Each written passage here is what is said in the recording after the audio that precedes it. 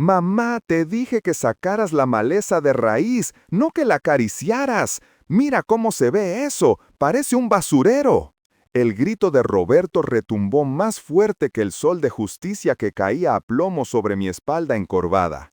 Sentí una punzada aguda en la zona lumbar, ese dolor viejo y conocido que me acompañaba desde hacía años, pero que hoy, arrodillada sobre la grava hirviendo del camino de entrada, parecía clavarse como un cuchillo oxidado. Mis manos, llenas de manchas de la edad y temblorosas por el esfuerzo, escarbaron en la tierra seca. La tierra se me metía bajo las uñas, negra y áspera, mientras el sudor me bajaba por la frente, empañándome la vista, haciendo que mis lágrimas se mezclaran con el salitre de la fatiga. Tenía 77 años, 77 años de vida, de trabajo, de criar hijos, para terminar aquí, a las 2 de la tarde, con 35 grados de calor, arrancando hierbajos con mis propias manos, porque mi hijo decía que el jardinero cobraba muy caro. A menos de 2 metros de mí, el chorro de agua fresca golpeaba con fuerza la carrocería negra y brillante de su camioneta nueva. El agua salpicaba, fresca, tentadora, cristalina. Algunas gotas me alcanzaban el brazo y sentía el contraste brutal entre el frescor del agua y el fuego de mi piel quemada por el sol. «Roberto, hijo», murmuré, con la garganta seca, rasposa como lija, «¿me das un poco de agua? Me siento mareada». Él ni siquiera volteó. Siguió pasando la esponja con jabón especial sobre el capó de su preciado vehículo, silbando una canción de moda. «Ahorita, mamá, ahorita. Termina primero esa franja junto a la rueda trasera. Si mojo ahí, se hace lodo y me ensucias los rines. Apúrate que ya va a venir Laura y quiero que vea la casa presentable». Respiré hondo, pero el aire estaba caliente. Mis rodillas, apoyadas sin protección sobre las piedras, gritaban de dolor. Intenté enderezarme un poco para aliviar la presión, pero mis articulaciones crujieron. «No te sientes, mamá», ladró él, deteniendo su silbido. «Si te sientas, te achanchas y no terminas nunca. Es increíble que te pida una sola cosa para colaborar en esta casa donde vives gratis, y ni eso puedas hacer bien». Gratis. La palabra me golpeó más fuerte que el sol. Bajé la cabeza, humillada, sintiendo cómo mi dignidad se desmoronaba junto con la tierra que arrancaba. Él seguía lavando su auto, cuidándolo con una delicadeza que hace años no tenía conmigo. Acariciaba el metal, lo pulía, se aseguraba de que no quedara ni una sola mancha, mientras su madre se consumía a sus pies. De pronto, escuché un ruido metálico. Se me había resbalado la pequeña pala de jardinería. Al intentar alcanzarla, el mareo volvió, más fuerte. El mundo giró. Vi borroso el brillo de la camioneta y la figura alta de mi hijo, tan impasible, tan ajeno a mi sufrimiento. Alcé la vista hacia la casa de al lado. Allí, entre las cortinas del segundo piso, vi un destello. Era la señora Gertrudis, la vecina. No estaba solo mirando. Tenía su teléfono en la mano, pegado al cristal. Estaba grabando. Estaba grabando mi vergüenza. Grababa a la anciana de rodillas y al hijo tirano lavando su coche. Sentí ganas de gritarle que parara, que no quería que nadie viera mi miseria, pero la voz no me salió. El pecho me oprimía.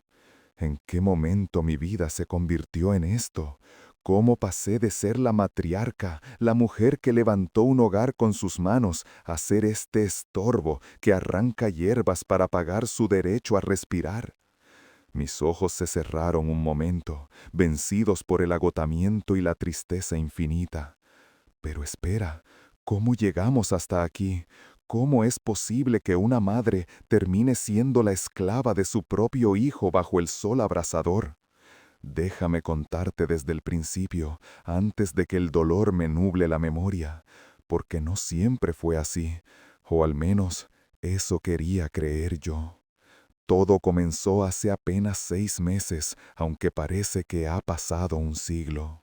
Recuerdo el día exacto en que mi vida cambió, el día en que firmé mi sentencia sin saberlo. Era una mañana fresca de octubre, muy distinta a este infierno de calor. Yo estaba en mi cocina, en mi casa de toda la vida, esa casa vieja de paredes gruesas y techos altos que olía a canela y a cera para madera. Estaba preparando café, el mismo café que le gustaba a Roberto desde que era un muchacho universitario. El timbre sonó con esa insistencia que solo tienen las malas noticias o las decisiones apresuradas.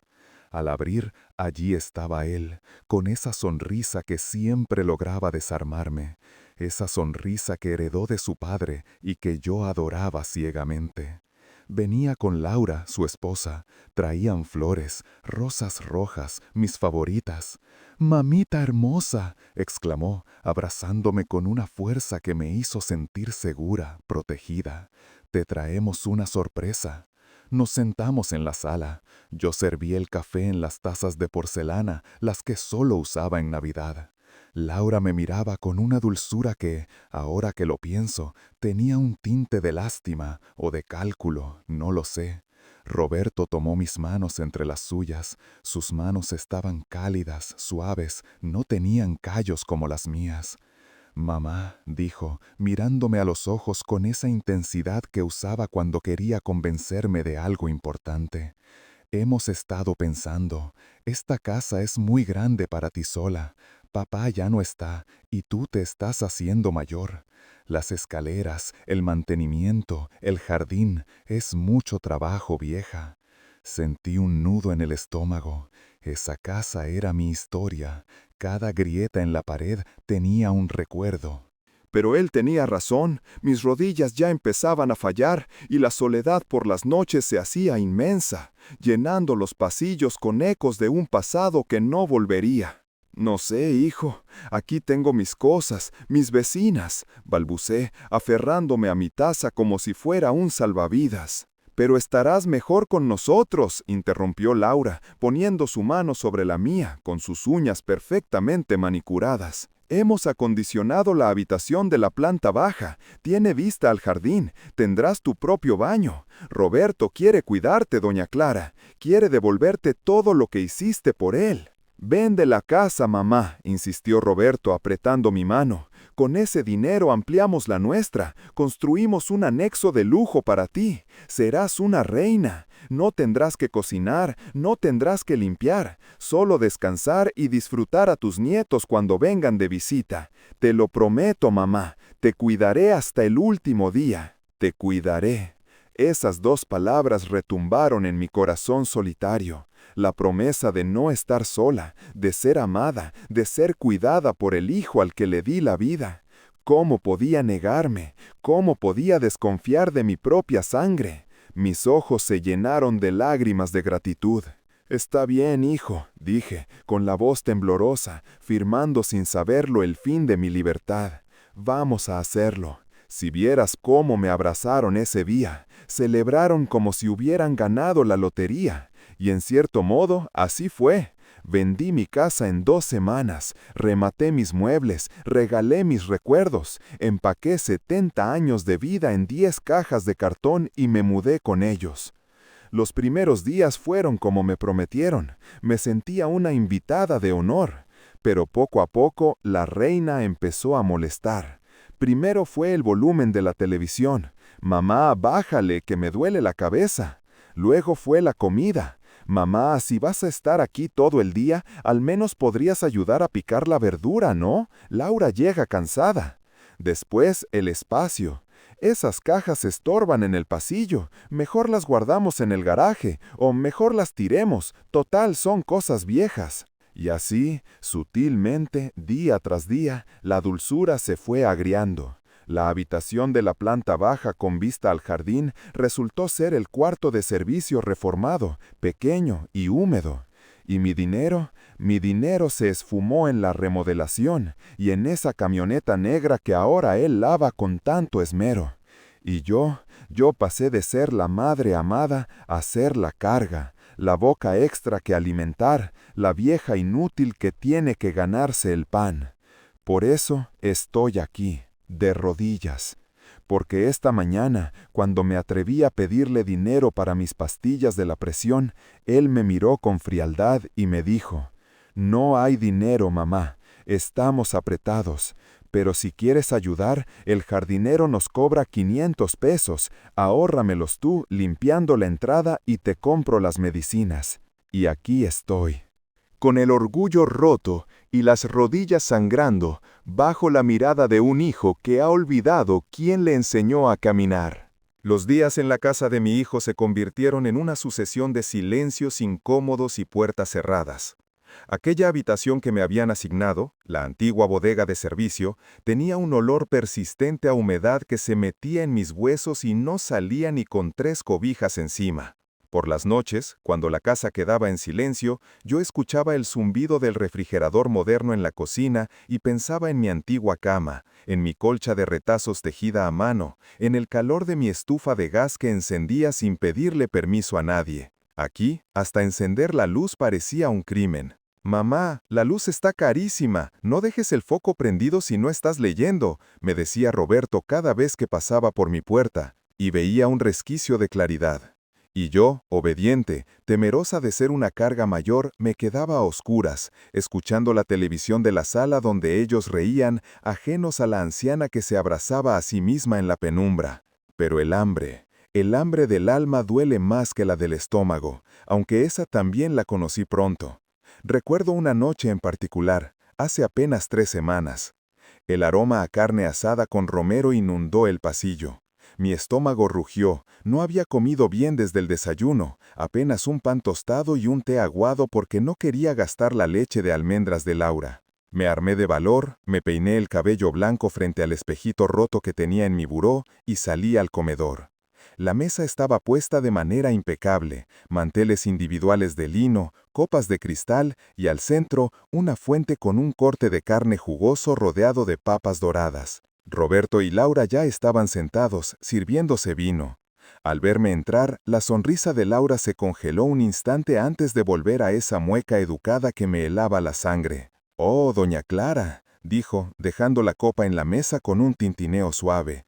«Pensamos que ya estabas dormida». Roberto masticaba con gusto sin mirarme. «Siéntate si quieres, mamá», masculló con la boca llena, «aunque esto está muy condimentado para ti. Ya sabes que la carne roja te sube el ácido úrico». Laura se levantó con una agilidad fingida y fue a la cocina. «No te preocupes, tengo algo perfecto para ti».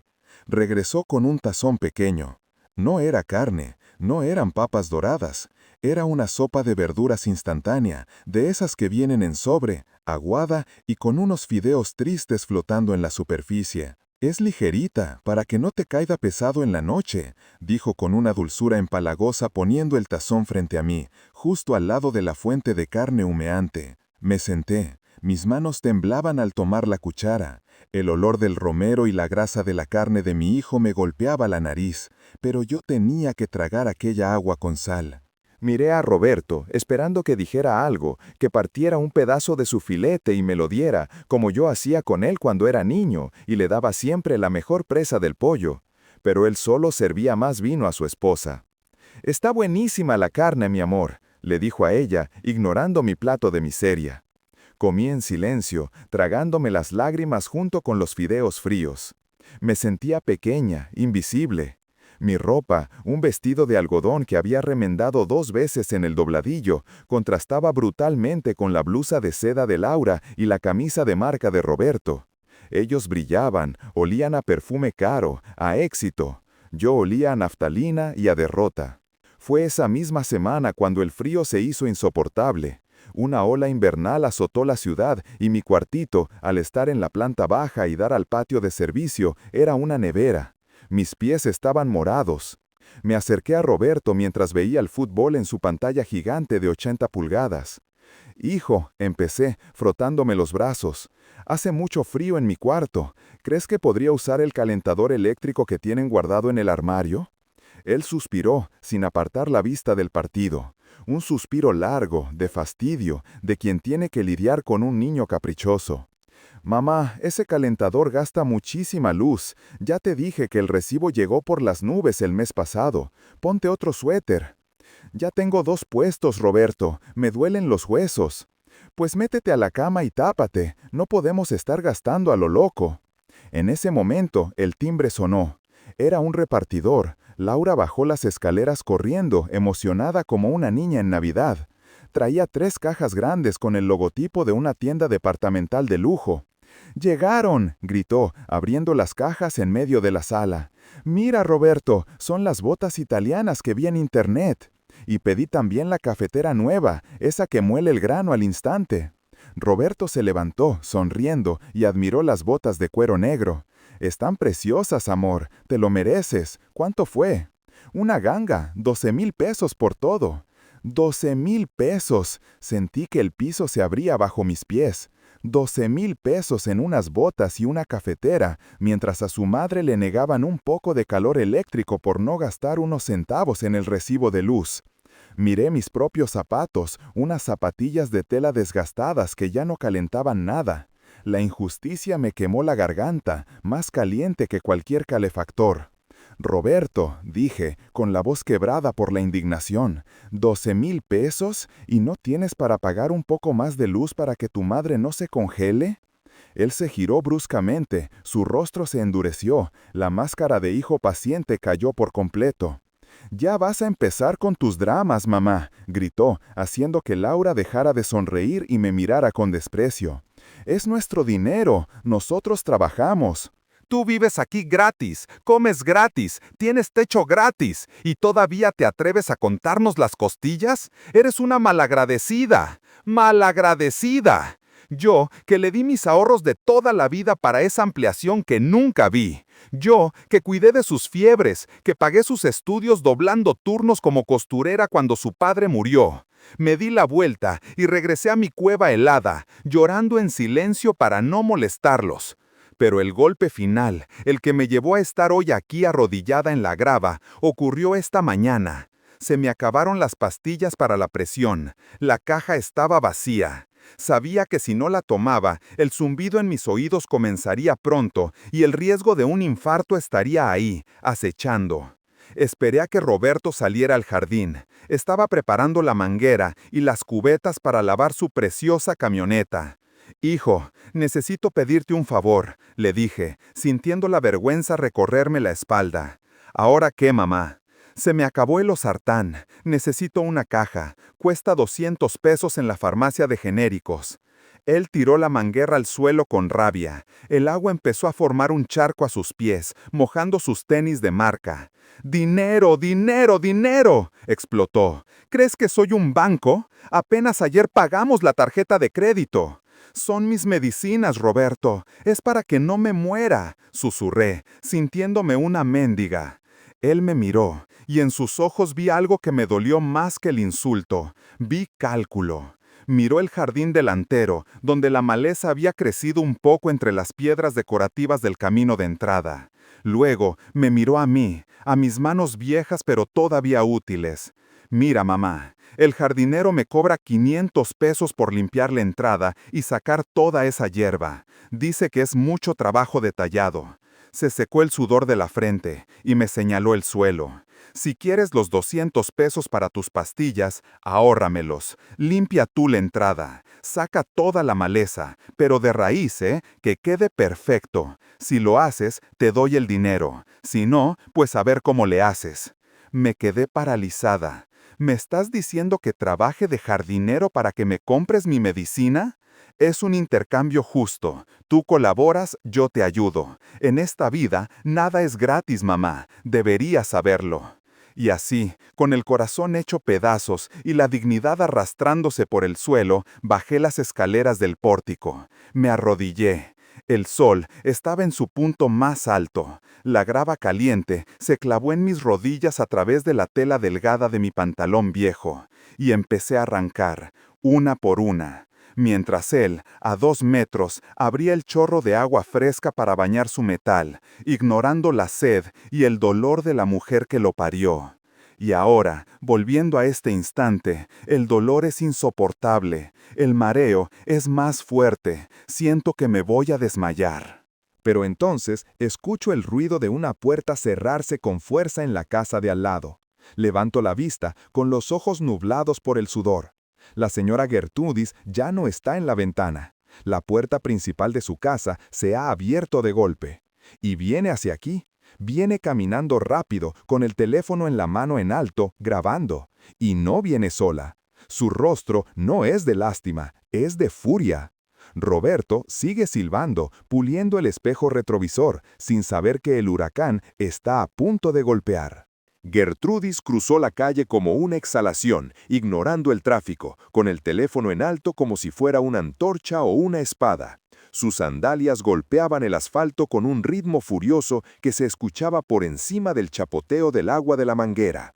Yo intenté levantarme, asustada, no por mí, sino por el escándalo, por esa vieja costumbre de madre de proteger la imagen de su hijo incluso cuando éste la está pisoteando.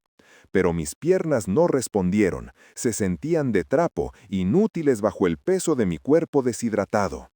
¡Roberto! El grito de Gertrudis hizo que los pájaros en los cables de luz levantaran el vuelo. Mi hijo se giró lentamente, con esa mueca de fastidio que reservaba para los vendedores ambulantes o para mí. No soltó la manguera. El agua seguía corriendo, desperdiciándose, mientras yo tenía la boca seca como el desierto. «¿Qué quiere, señora? Estoy ocupado», respondió él, con una arrogancia que me dolió más que el sol en la nuca. «¿Qué quiero? Quiero que tengas un poco de vergüenza en la cara, miserable», bramó ella, poniéndole el teléfono a escasos centímetros de la nariz.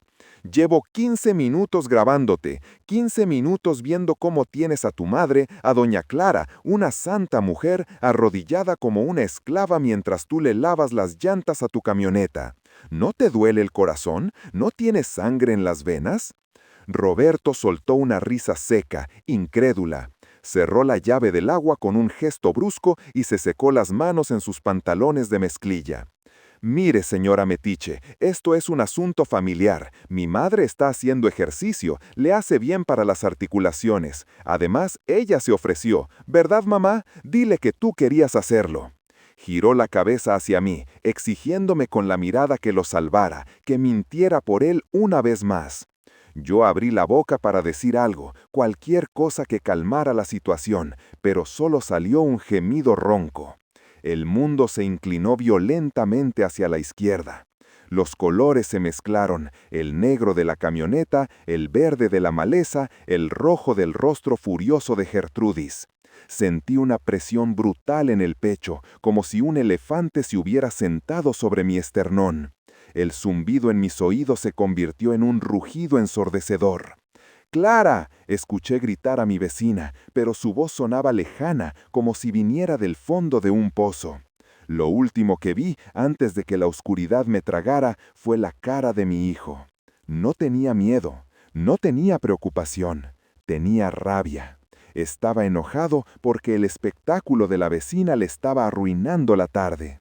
Y entonces mi cabeza golpeó la grava. El silencio fue absoluto, pero solo por un momento. Desperté no sé cuánto tiempo después. No estaba en un hospital, estaba en el sofá de la sala de mi antigua casa, ahora su casa. Alguien me había puesto un paño húmedo en la frente, pero el agua estaba tibia. Escuchaba voces en la cocina. Eran susurros agresivos, sibilantes, cargados de veneno. No abrí los ojos. Mi instinto de supervivencia, ese que creí muerto, me dijo que me hiciera la dormida, que escuchara. «Es que no puede ser tan estúpida de dejar entrar a esa vieja loca». Era la voz de Roberto, vibrando de ira contenida. «Ella se metió a la fuerza, Roberto. Venía con el paramédico de la ambulancia privada», chilló Laura en susurro. «Por cierto, ¿quién va a pagar la ambulancia? Dijeron que son 3,000 pesos por la visita domiciliaria y la estabilización. Dice que fue un golpe de calor severo y deshidratación». Roberto golpeó la mesa. El sonido de la madera retumbó en mi cráneo dolorido. «¡3,000 pesos! ¡Maldita sea! Todo esto es culpa de ella. Lo hace a propósito, Laura. Se tira al suelo para llamar la atención, para hacerme quedar mal con los vecinos. Es una manipuladora. Seguro ni se desmayó de verdad. Solo se dejó caer para que esa vieja chismosa tuviera material para su video». Sentí como si me hubieran inyectado hielo en las venas. Mis lágrimas, que tantas veces habían brotado por tristeza, se secaron de golpe. Lo hace a propósito, manipuladora. Esas palabras flotaron en el aire viciado de la sala, transformándose en dagas que cortaron el último hilo de afecto que me unía a él. Mi hijo, mi sangre, el niño al que cuidé cuando tenía varicela, el hombre al que le entregué mi patrimonio. Creía que mi colapso, que mi dolor físico real y tangible, era una actuación para molestarlo. Abrí los ojos. Ya no veía borroso, veía todo con una claridad espantosa, casi dolorosa.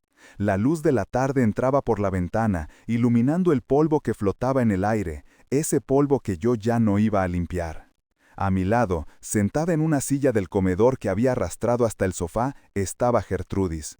Tenía los ojos rojos de llorar, pero sostenía su teléfono con firmeza. Al ver que abría los ojos, me tomó la mano. Su tacto era áspero, sincero, cálido. «Clara», susurró, inclinándose hacia mí. «Gracias a Dios despertaste. Esos desgraciados no querían que llamara a la ambulancia. Decían que con un vaso de refresco se te pasaba. Tuve que amenazarlos con llamar a la policía». Intenté incorporarme. Me dolía todo el cuerpo, especialmente las rodillas y la cabeza donde había golpeado el suelo. «Gertrudis», mi voz sonaba diferente, más grave, menos temblorosa. «¿Qué pasó?» «Pasó que ya basta, amiga». Gertrudis me mostró la pantalla de su teléfono. Era una red social. Un video se reproducía en bucle. Era yo. Yo, arrodillada, pequeña, frágil, escarbando la tierra. Y al fondo, él, alto, poderoso, lavando su auto. Y luego el grito de él: «¡Ahórramelos tú!». Gertrudis señaló un número debajo del video. «Mira esto, Clara. Lo subí hace 2 horas mientras esperábamos al médico. Tiene 50,000 compartidos. 50,000. Leí los comentarios. Cientos, miles de extraños. ¡Qué infierno! Pobre señora. Ese tipo es un monstruo. Yo conozco esa casa. Es en la Colonia del Valle. Hagamos algo». La vergüenza que sentí al principio, el miedo a que la gente viera mi miseria, desapareció. Fue reemplazada por algo mucho más potente: la validación. No estaba loca, no era una carga, era una víctima, y el mundo lo estaba viendo. En ese momento, Roberto y Laura salieron de la cocina. Al verme despierta, Roberto cambió su cara de furia por una de falsa preocupación, tan mal actuada que me dio náuseas. «Mamá, qué susto nos diste», dijo, acercándose pero sin tocarme. «El paramédico dijo que tienes que tomar agua. Laura te va a traer un vaso. Y oye, la vecina ya se tiene que ir, ¿verdad? No queremos molestarla más». Miré a Roberto. Realmente lo miré. Vi las arrugas en su frente que no eran de preocupación, sino de egoísmo. Vi sus manos limpias, vi su alma pequeña. Y algo se rompió dentro de mí. Pero no fue mi corazón, fue el miedo. Me senté derecha en el sofá, ignorando el mareo. «Gertrudis no se va», dije. Mi voz no fue un susurro, fue una sentencia. Roberto parpadeó, sorprendido por el tono. «Mamá, no empieces, necesitas descansar», y la señora... «Dije que no se va», repetí, clavándole la mirada. Mis ojos, cansados y rodeados de arrugas, sostuvieron los suyos hasta que él tuvo que desviar la vista. «Y tú, Roberto, vas a escucharme». Laura se detuvo en el umbral de la cocina con el vaso de agua, paralizada por la tensión que de pronto había llenado la sala, más densa que el calor de afuera. «Gertrudis», dije, sin dejar de mirar a mi hijo, «¿puedes prestarme tu teléfono un momento? Quiero ver el video otra vez, y quiero leerle los comentarios a mi hijo». Roberto palideció. «¿Qué video? ¿De qué hablas?», preguntó, con un hilo de pánico en la voz. «El video que ya vio medio país, hijo», respondí, tomando el aparato que Gertrudis me ofrecía como si fuera un cetro real. «El video donde muestras quién eres en realidad». ¿Y sabes qué recordé mientras estaba desmayada, Roberto? Recordé el día que firmamos los papeles de la venta de mi casa.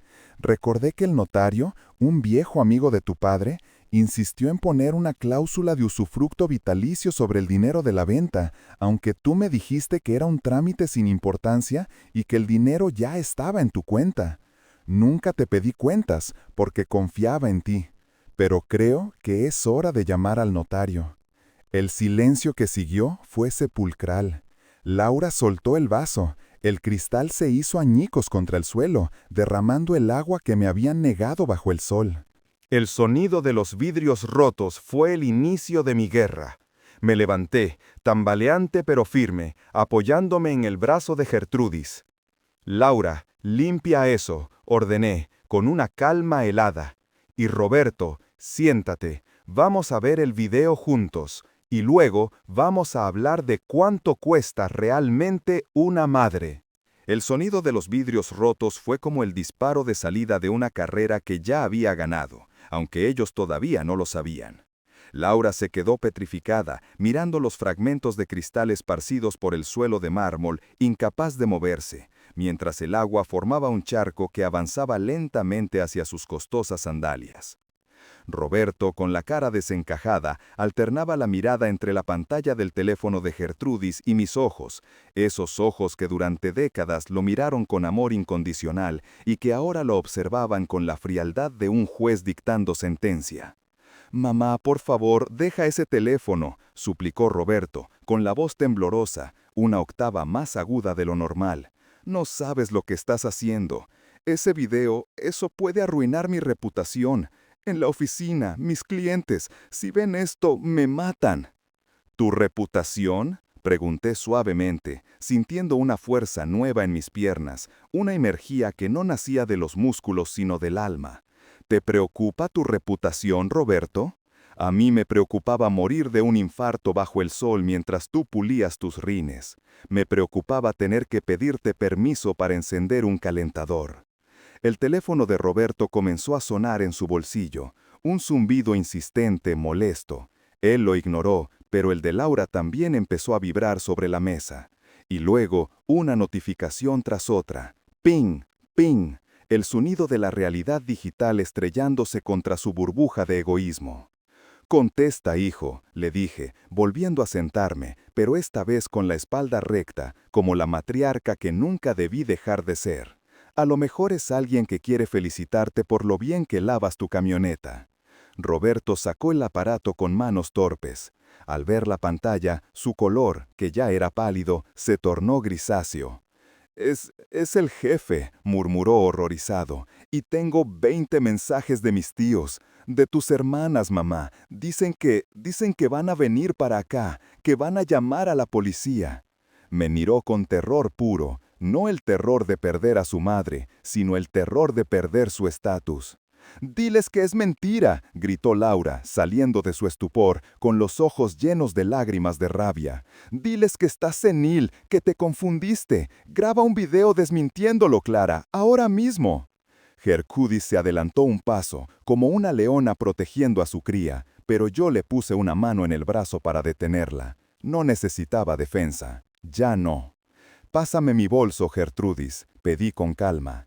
Mi vecina, mi única aliada en ese infierno de diseño exclusivo, me alcanzó mi vieja bolsa de piel gastada, esa que Laura siempre decía que desentonaba con la decoración de la sala. Busqué en el bolsillo interior y saqué una pequeña agenda telefónica de papel, desgastada por los años.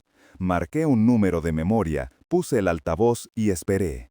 El tono de llamada sonó 3 veces en el silencio sepulcral de la sala.